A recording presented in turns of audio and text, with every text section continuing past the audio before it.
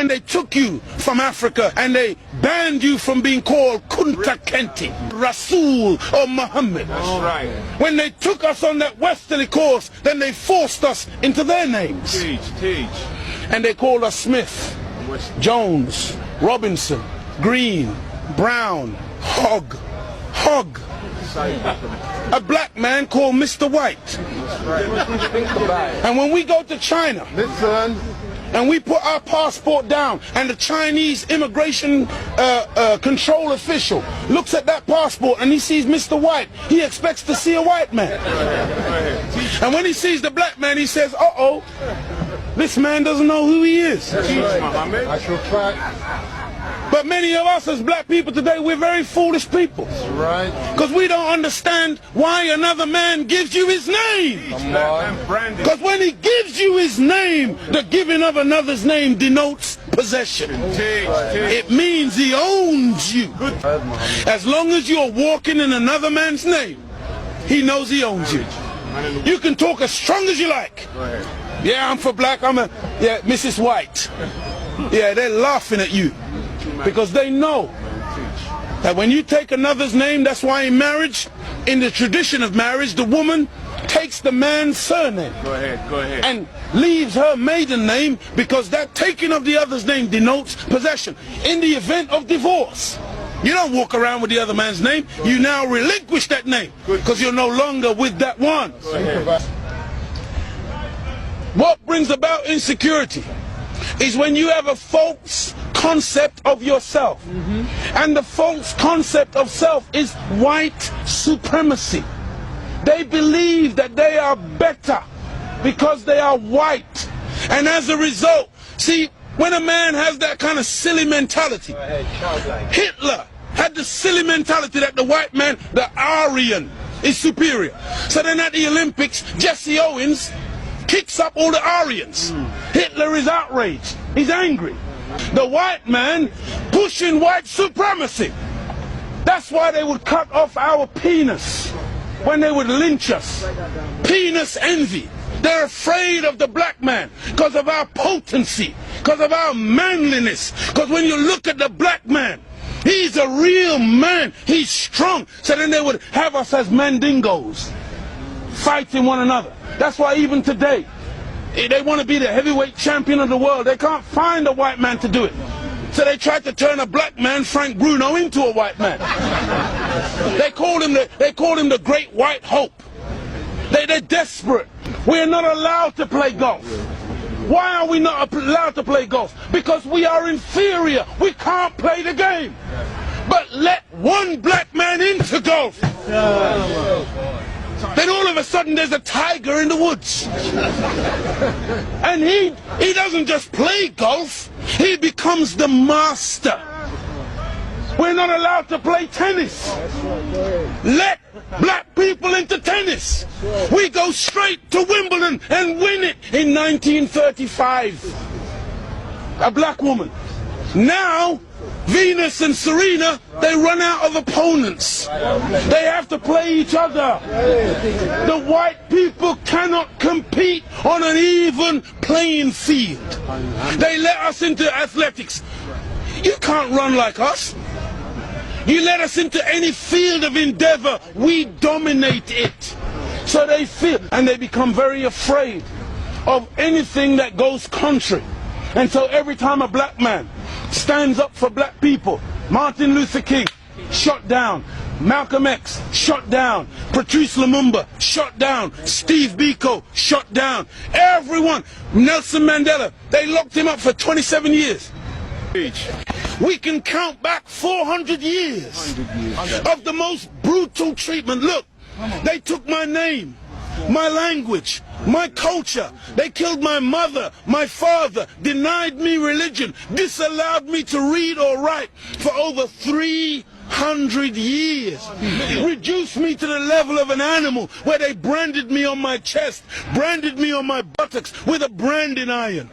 And they called me 3/5 of a human being in the American Constitution.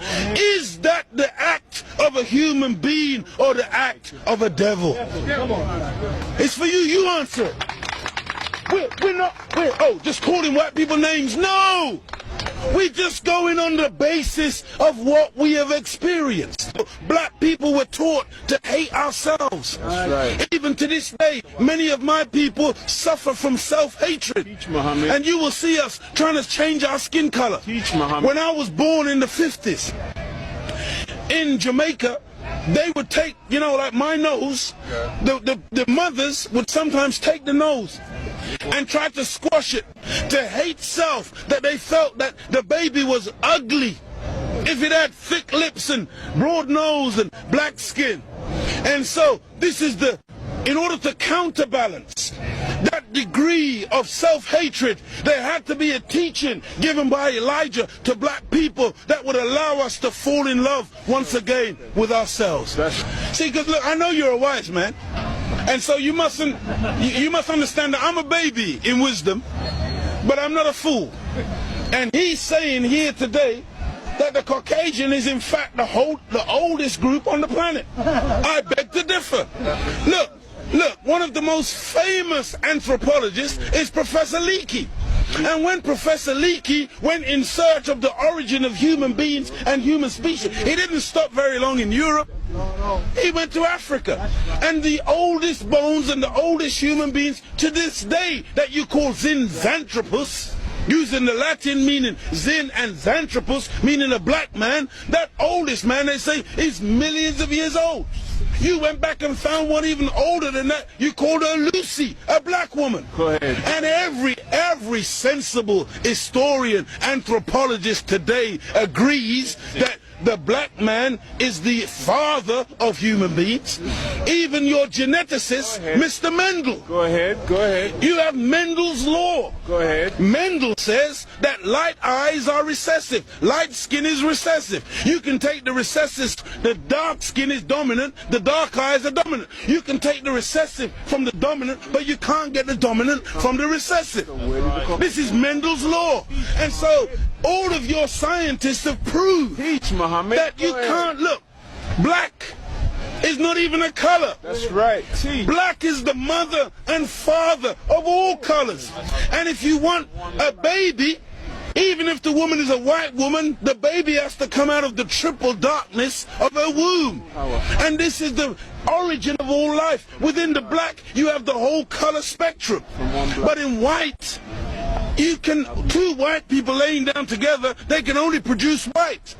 But two black people in darkest Africa can lay down together and produce albino with blonde hair and blue eyes. That's right. Teach Muhammad. This happens all the time. And so we need to really get these facts correct today and understand that as gray as your hair is, you are listening to your father today. Teach Muhammad. This is daddy talking. Teach. And we mustn't turn. No, this is true. I'm not mocking. The white man, he came into what he called a new world. Teach Muhammad. And so all of a sudden you started to name things. Teach Muhammad. So that's why you called it America, based on, what was his name?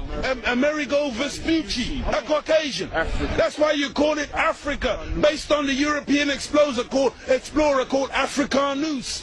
You went into America, you called it New York. That's right. Because it was new to you. New England. You called it New England. That's right. You called it New Zealand. You called it Newfoundland. Because it was new to you. But to us, we were already there. That's why we're called Aboriginals. From Ab, meaning abstracted from the Father. Muhammad. From God himself. Original, meaning the first. But you won't find Caucasian people calling themselves Aboriginal anywhere on the planet. Because you're the new man, Paul Newman. From one blood came all human beings, but we produced you from us. Look at this. Even the word human, you've heard the term of a darker hue. Human, meaning a dark man. Human, a man of color. That's why the topsoil of the earth is called humus. It is the dark organic material that gives life to the earth. Teach. Whenever you take away the dark organic material or you denature it, you're left with white granulated sand. Teach. Desert. ahead, You want to see those of us who think that white something to glorify in. No. It's a psychological thing with white people where you want to find your place. And your scientists and your historians, they spend so much time asking the question, where do we come from? Because they are puzzled as to your origin. Look at the Chinese, look at the Asians, look at the black people. All of us got dark eyes.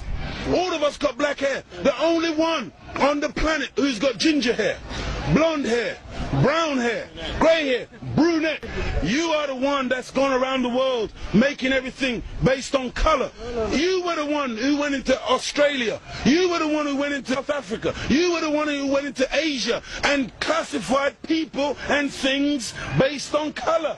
So that's why this man, Yaqub, he wasn't a madman. He wasn't a mad scientist. He was a good scientist. And the Caucasian person is a person who is anti-nature. That's why when the sun comes out, I'm energized. Me and the sun, we got a relationship. I love the sun. I don't need no sunscreen. I don't get cancer from the sun. Me and the sun have got a good relationship. I love it and it loves me. But white people, you got to put sunblock on. You got to hide from the sun because now you might get a little melanoma, part of me on you. That